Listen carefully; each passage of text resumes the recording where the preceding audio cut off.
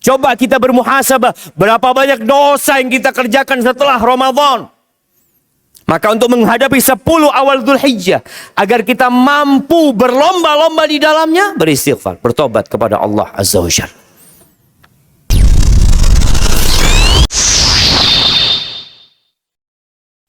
Assalamualaikum warahmatullahi wabarakatuh.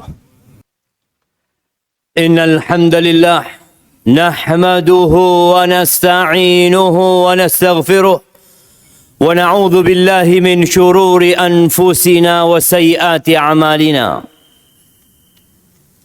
Man yahdillahu fala mudilla lahu wa man yudlilhu fala hadiya lahu. وأشهد أن لا إله إلا الله وحده لا شريك له وأشهد أن محمدا عبده ورسوله وحبيبه وخليله صلوات ربي وسلامه وبركاته عليه وعلى آله وأصحابه أجمعين أما بعد فيا معاشر المسلمين وزمرة وأشهد أن محمدا عبده ورسوله وحبيبه وخليله صلوات ربي وسلامه وبركاته عليه وعلى آله وأصحابه أجمعين أما بعد فيا معاشر المسلمين وزمرة المؤمنين رحمكم الله أوصيكم ونفسي بتقوى الله فقد فاز المتقون. Saya wasiatkan kepada diri saya sendiri dan kepada semua yang hadir di tempat ini untuk senantiasa bertakwa kepada Allah Azza wa Jalla dengan menjalankan perintahnya dan menjauhi larangannya. Yang berhasil, yang sukses, yang beruntung, yang akan berbahagia hanya orang-orang yang bertakwa. Ya ayyuhalladzina amanu taqullaha haqqa tuqatih wa la tamutunna illa wa antum muslimun. Wahai orang-orang yang beriman, panggilan ditujukan kepada yang sudah punya iman di dalam dadanya. Agar bagaimana iman itu berbuah kelakuan dan perbuatan yang baik. Bertakwalah kepada Allah dengan sebenar-benarnya takwa. Bukan hanya ucapan di lisan, atau tulisan di status, atau angan-angan di dalam mimpi. Tapi takwa yang sebenarnya adalah dengan mensyukuri nikmat yang Allah berikan. Dan tidak selalu mengeluh, bahkan kufur kepada nikmat yang Allah berikan kepada kita. Mengingat Allah dalam segala kondisi, baik di rumah Allah, di pasar, di jalanan, bahkan di atas tempat tidur pun mengingat Allah Azza wa Jalla dan tidak melupakannya. Jangan kalian mati kecuali dalam kondisi Islam. Ahibati fillah, hari ini tanggal 24 Dzulqa'dah. Besok tanggal 25, lusa tanggal 26, 27, 28, 29. Dan kemudian kita akan meninggalkan bulan Dzulqa'dah untuk masuk ke bulan Dzulhijjah. Ada apa dengan bulan Dzulhijjah? Ahibati fillah, kita melihat bagaimana manusia menyambut dengan gegap gempita, dengan segala kegembiraan, melampiaskan isi hati mereka tatkala ada pekan olahraga, tatkala ada pekan lomba, ada pekan hiburan. Tapi 10 awal Dzulhijjah yang Allah Azza wa Jalla bersumpah dengannya, wal fajri walayalin ashr, demi 10 malam, kok sepertinya kita tidak melihat ada persiapan untuk menyambutnya. Bulan Ramadan, Masya Allah. Kita dapat melihat di mana-mana diadakan kajian dalam rangka tarhib Ramadan. Bahkan televisi pun, media-media, iklan-iklan menampakkan kita akan masuk bulan Ramadan. Walaupun sebagian mereka memanfaatkan Ramadan hanya untuk bisnis dan dagangan mereka. Tapi mereka mengiklankan. Bentar lagi akan ada Ramadan. Adapun untuk 10 awal Dzulhijjah, seakan-akan tidak ada apa-apa. Kecuali berangkatnya jamaah haji. Atau seperti tadi diumumkan akan adanya penyembelihan hewan kurban. Padahal di dalam hadis yang diriwayatkan Imam Bukhari, Rasulullah sallallahu alaihi wasallam mengatakan, "Ma min ayyamin al-amalu salihu fiha ahabbu ila Allah min hadhihi al-ayyam." Tidak ada hari-hari yang beramal soleh di dalamnya lebih dicintai Allah daripada beramal soleh di 10 awal Dzulhijjah ini, jemaah. Dari 360 hari, ternyata 10 hari awal Dzulhijjah ini sangat istimewa. Kita perlu mengenalkannya kepada masyarakat, menyampaikan hadis ini, memasangnya di jalanan, agar masyarakat tahu. Yang kita tahu mayoritas penduduk Indonesia adalah Muslim, bahwa ada hari-hari yang sangat mulia, bahkan tidak tertandingi dengan beramal soleh di hari-hari lainnya. Ketika Rasulullah SAW mengatakan, "Ma min ayyamin," tidak ada hari-hari yang beramal soleh di dalamnya lebih baik daripada beramal soleh dalam 10 awal Dzulhijjah. Para sahabat mengatakan, "Ya Rasulullah, walal jihad fi sabilillah." Jihad di jalan Allah, berperang di jalan Allah yang penuh dengan pengorbanan dan perjuangan, itu tidak dapat menandingi beramal soleh di 10 awal Dzulhijjah. Walal jihad fi sabilillah. Kenapa para sahabat membandingkan dengan jihad? Karena tatkala ada seorang sahabat bertanya kepada Nabi SAW, "Dullani ala amalin afdal minal jihad, au ya'dilul jihad." Ya Rasulullah, tunjukkan kepada aku amalan yang setara dengan jihad, atau yang lebih baik dari jihad. Apa kata Nabi SAW? La ajiduhu. Nggak ada. Aku tidak mendapatkan amalan yang lebih baik daripada berperang di jalan Allah Azza wa Jalla. Lalu Nabi SAW berusaha untuk membuka cakrawala orang ini. Apakah engkau bisa, apabila seorang mujahid keluar dari rumahnya berangkat berjihad, lalu engkau masuk ke tempat sholatmu, engkau sholat terus tidak berhenti, dan engkau berpuasa terus tidak berbuka, sampai mujahid ini pulang kampung? Kata sahabat ini, ya tentunya nggak mampu. Seperti itu. Bagaimana pahala yang besar? Maka para sahabat bertanya kepada Nabi SAW tentang fadilah 10 awal Dzulhijjah ini. Apakah berjihad di jalan Allah tidak dapat menandingi beramal soleh di 10 awal Dzulhijjah? Walal jihad fi sabilillah illa rajulun kharaja bimalihi wa nafsihi wa lam yarji' min dzalika bi syai'.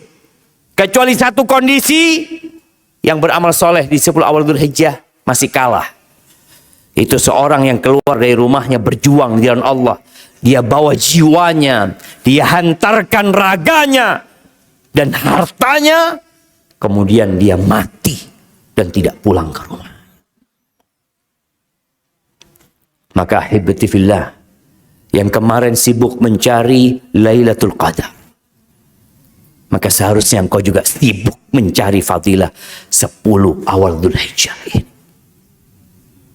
Di situ ada hari Arafah, di mana kita tahu puasa Arafah menghapuskan dosa tahun lalu dan yang akan datang. Allahu Akbar, jemaah. Kebanyakan amalan-amalan itu hanya menghapuskan dosa yang tahun lalu, yang sebelumnya. Tapi di 10 awal Dzulhijjah itu ada harapan dihapuskan dosa tahun selanjutnya. Kemudian di situ ada wukuf jamaah haji di Arafah. Bagaimana Allah Azza wa Jal membanggakan hamba-hambanya di hadapan malaikat-malaikat. Karena sejatinya malaikat, tatkala Allah hendak menciptakan manusia, mereka sempat mempertanyakan makhluk yang hendak Allah ciptakan. Mereka mengatakan, ataj'alu fiha man yufsidu fiha wa yasfikud dima. Ya Allah, apakah engkau hendak menciptakan di bumi ini makhluk yang kelak akan membuat kerusakan di muka bumi, akan menumpahkan darah, wa nahnu nusabbihu bihamdika wa nuqaddisu lak. Sedangkan kami sudah bertasbih, memuji, mensucikan engkau. Apa kata Allah? Inni a'lamu ma la ta'lamun. Aku tahu apa yang kalian tidak ketahui. Maka di hari Arafah, Allah berbangga dengan hamba-hambanya, menunjukkan kepada malaikat-malaikat yang kalian dulu pernah tanya, apakah makhluk yang akan diciptakan membuat kerusakan di muka bumi? Lihat, itu hamba-hambaku. Ja'u syu'than ghubran. Dia datang dari berbagai penjuru dunia dalam kondisi kusut kusam. Mereka tidak membuat kerusakan di muka bumi ini. Allah membanggakan hamba-hambanya, dan itu di hari Arafah. Apa persiapan kita untuk menghadapi 10 awal Dzulhijjah ini? Yang berangkat haji, alhamdulillah. Tapi kita yang di sini, yang tidak merasakan padang Arafah, tidak merasakan tarwiyah di Mina, tidak merasakan bagaimana tawaf di rumah Allah Azza wa Jal, yang kita tahu fadilah haji al-hajjul mabrur, laisa lahu jaza illa al-jannah. Nggak ada balasan yang pantas buat orang yang hajinya mabrur kecuali surga Allah Azza wa Jalla. Orang yang hajinya mabrur, raja kayaum waladathu ummu. Dia pulang seperti baru dilahirkan oleh ibundanya. Maka kita harus mempersiapkan diri bersaing dengan para jemaah haji. Yang pertama, kita perlu bertaubat kepada Allah Azza wa Jalla. Ramadan membersihkan dosa kita. Tapi setelah Ramadan, Syawal, kita mulai banyak lupa. Bahkan dosa-dosa mulai kita kerjakan dan dianggap biasa. Perbaiki dan perbaharui tobatmu kepada Allah Azza wa Jalla. Tubu ilallahi jami'an ayyuhal mu'minun. Bertobat. Tobat itu yang dapat membersihkan hati kita. Kenapa dimulai dengan tobat? Orang-orang yang tidak bisa sholat malam, orang-orang yang masih telat datang sholat Jumat, orang-orang yang sulit untuk sholat sunnah, boleh jadi hal itu disebabkan dosa-dosa yang dia lakukan. Maka terkadang kita nggak bisa baca Quran. Kenapa Anda nggak hatam Quran Anda? Sedangkan fulan bisa hatam. Kenapa Anda nggak bisa sholat malam? Sedangkan fulan bisa sholat malam. Anda bisa naik sepeda 10 km, 20 km, 50 km. Tapi kenapa Anda nggak bisa sholat malam yang hanya 11 rakaat? Kenapa? Dosa. Kata Nabi SAW, "Idza adnaba al-'abd nukita fi qalbihi nukta sauda." Ketika seorang hamba berbuat dosa, akan ada nokta hitam di hati. Fa idza taba wastaghfar suqila qalbuh. Di sini tatkala dia beristighfar, dia bertobat, dibersihkan hatinya. Tapi sebagian kita bukan bertobat, bukan beristighfar. Besok dia tambah dosa lagi. Besoknya tambah dosa lagi. Kita belum lama meninggalkan Ramadan. Coba kita bermuhasabah. Berapa banyak dosa yang kita kerjakan setelah Ramadan. Maka untuk menghadapi 10 awal Dzulhijjah, agar kita mampu berlomba-lomba di dalamnya, beristighfar, bertobat kepada Allah Azza wa Jalla. Yang kedua, tinggalkan kemaksiatan. Bertobat dari yang lalu, mempersiapkan diri untuk menjauhi perbuatan dosa. Berbuat dosa di bulan-bulan haram itu berbeda dengan berbuat dosa di bulan yang lain. Maka hendaklah kita mempersiapkan diri dengan menjauhi tempat-tempat, waktu-waktu yang membuat kita berbuat dosa lagi di sana. Yang ketiga, niat yang kuat.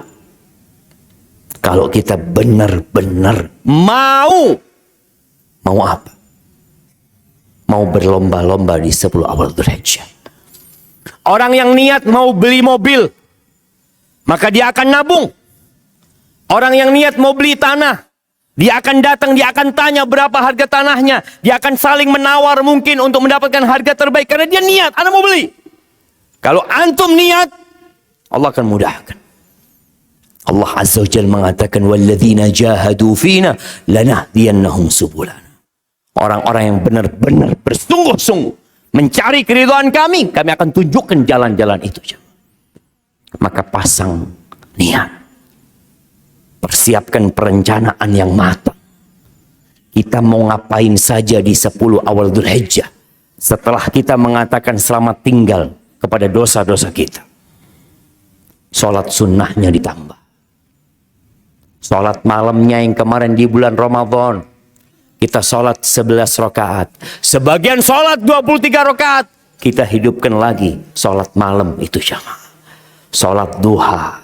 Sodakohnya ditambah. Semua amal soleh yang bisa kita lakukan. Kerjakan di 10 awal Dzulhijjah. Kenapa?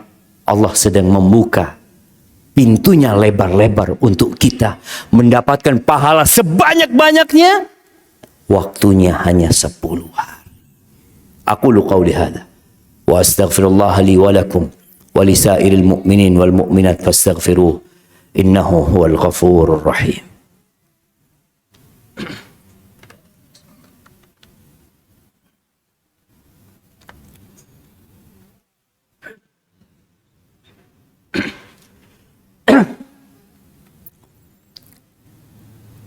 Alhamdulillah wa kafa. Wassalatu wassalamu ala nabiyil mustafa wa ala alihi wa ashabihi wa man iqtafa amma ba'd. Ahibbati fillah. Di antara amalan yang sangat istimewa di 10 awal Dzulhijjah ini selain haji adalah berkorban. Semua yang ada pada diri kita adalah pemberian Allah Azza wa Jalla. Sebagian kita mendapatkan hartanya dengan keringat. Tapi ada yang santai. Mau santai, mau berkeringat, kita harus tahu semuanya pemberian Allah.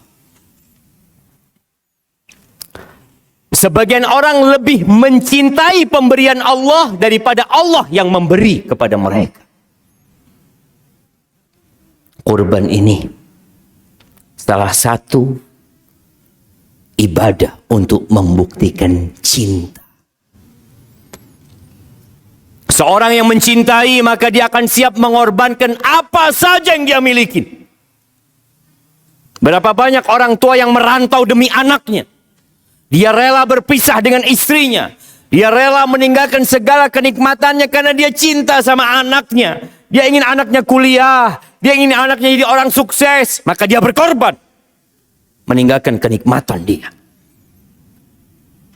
Dan sekarang, maukah kita berkorban? Menyembelih anak-anak kita? Tidak ada.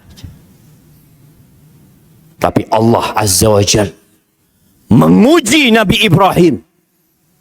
Untuk membuktikan cintanya kepada Allah Azza wa Jalla. Dengan diperintahkan menyembelih putranya. Nabi Ibrahim sampai umur 86 tahun nggak punya anaknya. Setelah umur 86 tahun punya anak pertama. Yang beliau terus berdoa, Rabbi habli minas salihin. Rabbi habli minas salihin. Dikasih sama Allah anak yang soleh. Ketika anak itu lahir, nggak boleh Nabi Ibrahim lama-lama melihat anak. Anak dan istrinya diletakkan di Mekah sana. Beliau ada di Palestina sana. Setelah anaknya remaja, Nabi Ibrahim datang ke Mekah untuk melihat kondisi keluarganya. Tapi ternyata masih harus ada pembuktian lainnya kepada Allah Azza wa Jalla atas cinta Nabi Ibrahim kepadanya. Maka Nabi Ibrahim berkata kepada anaknya, Ya bunayya inni ara fil manam anni adzbahuk. Wahai ananda, aku bermimpi dan dalam mimpiku aku menyembelihmu. Apa kata Ismail? Ya abati fa'al ma tu'mar. Satajiduni insyaallah minas sabirin. Bayangkan kalau antum disuruh mengorbankan anak antum. Nabi Ibrahim berangkat bersama Ismail. Ismail mengatakan, laksanakan perintah Tuhanmu kepadamu ya ayahku. Engkau insya Allah mendapati aku termasuk orang-orang yang sabar. Nabi Ibrahim mengambil pisau itu jemaah. Diletakkan Ismail. Dan pisau itu ditaruh di lehernya. Bukan pura-pura Nabi Ibrahim menyembelih. Tapi benar-benar diletakkan di lehernya. Tapi ternyata pisau itu tidak bisa memotong leher Ismail. Allah gantikan dengan kambing. Qad saddaqta ru'ya. Sudah cukup. Engkau sudah membenarkan mimpimu. Maka ahibati fillah, yang punya kelebihan harta, yang mungkin berfikir untuk merenovasi rumahnya, mungkin berfikir untuk mengupgrade handphonenya, memperbaharui motornya, sebelum kau melakukan itu semua, berkorbanlah untuk Allah Azza wa Jalla. Allah mengatakan fasalli li rabbika wanhar. Sembelih. Kita alhamdulillah udah sholat. Apa yang kau mampu sembelih, engkau sembelih. Domba. Iya nggak mahal jamaah. Yang mungkin berumur 6 bulan sudah boleh dipotong. Kambing yang umur setahun. Sapi. Yang jelas Allah tidak menerima daging dan darahnya. La yanalallah luhumuha wala dima'uha. Dagingnya itu gak sampai kepada Allah. Darahnya juga gak sampai kepada Allah. Terus apa yang sampai kepada Allah? Walakin yanaluhu taqwa minkum. Kembali kepada wasiat pertama. Yang sampai kepada Allah ketakwaan kalian. Ketakwaan kalian. Nabi Ibrahim tidak jadi menyembelih Ismail. Ismail tidak mati. Yang sampai kepada Allah ketakwaan Nabi Ibrahim. Maka kita yang hendak berkorban, ingat. Jaga niatmu. Yang sampai kepada Allah bukan besarnya dombamu, beratnya sapimu, tapi kebenaran takwamu kepada Allah Azza wa Jalla. Ahibati fillah, hari ini hari Jumat. Hari bersalawat kepada Nabi alaihi salatu wassalam. Maka perbanyaklah salawat. Inna allaha wa malaikatahu yusalluna ala nabi ya ayyuhalladzina amanu sallu alaihi wa sallimu taslima. Allahumma salli wa sallim wa zid wa barik wa an'im ala abdika wa rasulika nabiyina Muhammadin wa ala alihi wa sahbihi ajma'in. Allahumma ighfir lil mu'minina wal mu'minat wal muslimina wal muslimat al ahya minhum wal amwat. إنك سميع قريب مجيب الدعوات. اللهم ربنا ظلمنا أنفسنا وإن لم تغفر لنا وترحمنا لنكونن من الخاسرين. ربنا لا تزغ قلوبنا بعد إذ هديتنا وهب لنا من لدنك رحمة إنك أنت الوهاب. ربنا آتنا في الدنيا حسنة وفي الآخرة حسنة وقنا عذاب النار. وسبحان ربك رب العزة عما يصفون وسلام على المرسلين والحمد لله رب العالمين.